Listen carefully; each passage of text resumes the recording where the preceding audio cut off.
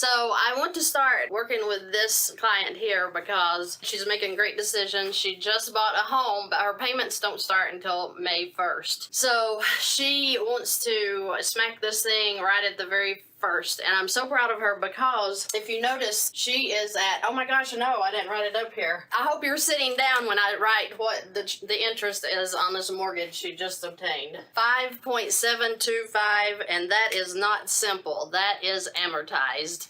So she's not just going to buy the bank another home, she's going to buy the bank a home and a car, because by the time she gets done paying, the total interest over a 30-year period would be $243,000. Her total payments would be $4,064,926. So she bought her house at $221,900. I'm telling you, mortgages are stealing our wealth. So let's just take the example of 2023. So at the end of 2023, December 31st, after she makes her December payment, she will have made $8,437.84 in interest. This is only interest. This isn't her payments. Her payments are $1,292 a month, and that's without the escrow. She's paying $1,570, and that includes her escrow, but I just work on, we're talking about mortgage here. So without the escrow, it's $1,292. At the end of December of this year, she will have already paid $8,437 in interest alone. This will bring her balance at the end of December. It'll be $220,012. What I want to show you all in this right at the start here, because I want to see your reaction, is wouldn't she rather put $8,437 into infinite banking or into a treasury bond or something like that? Wouldn't she rather put $8,437 into something that serves her instead of the bank making money to make more money? I mean, that's common sense, right? So I'm going to show you all she has to do to save this $8,000 this year. If she were to say to herself, I am going to put $8,000 in the bank by the end of December, I can show her how to do that. Okay, so let's talk about this. So at the end of December 2023, after she makes the $8,437 in interest, so her total payments is $10,336. Now, she made $10,336, but only $1,898.16 is going to the principal. So $1,898.16 is going to the principal on this $221,900 mortgage. She is starting payments May the 1st. So she's not even made the first payment, but she's wanting to get ahead of the loan and knock off this interest. So the interest, the total payments through December of 2023 this year is going to be $10,336. The total interest that she's going to pay for this year through December is $8,437. The principal is only going to get $1,898. So I would ask her this question. This $1,898, what if with her first payment she applied $2,000 to the principal?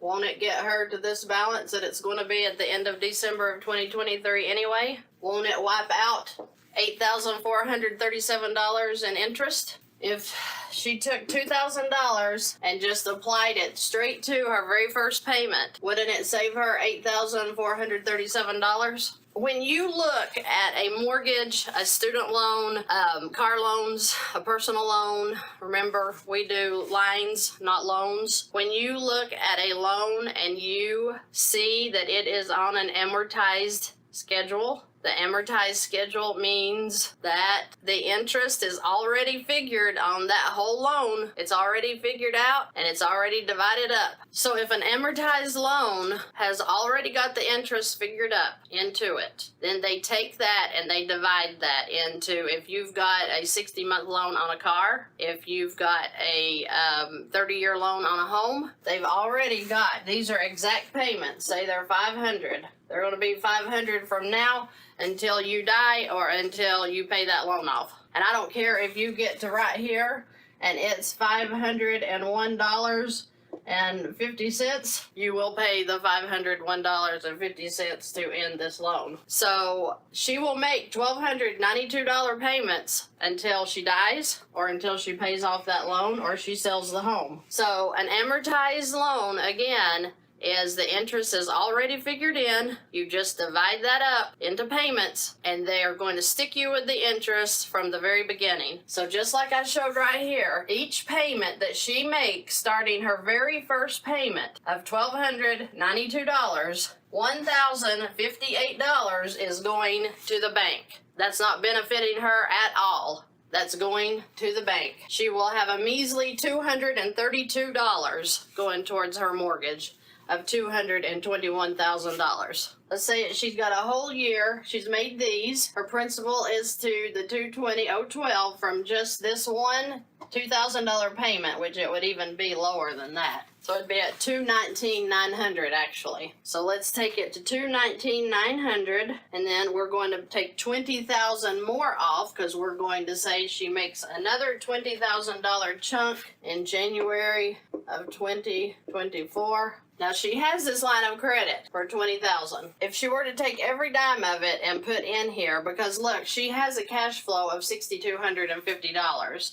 So that $20,000 would be paid off in 3.5 months. So she could make a $20,000 chunk every 4 months. And how fast would she be out of this $220,000? I mean, yeah, I'd say she's going to be out in 5 to 7 years, wouldn't you? So let's look at the $20,000. The reason that she won't have a payment on the $20,000 line of credit is she's going to be putting her income in and bringing her expenses out. That transfer of income in will satisfy the payment, whatever it is. I don't even care if it's 21%. I don't care if it's like a credit card. She's still going to beat this very, very fast. So that would be $345 a month in interest if it sits for a whole year. But see, as soon as she takes $10,000 of her income and puts it in here, it's immediately going to drop to $10,000. So that doesn't even apply. That's why the interest can go from, if this is a 21% line of credit, she's going to end up paying about 2%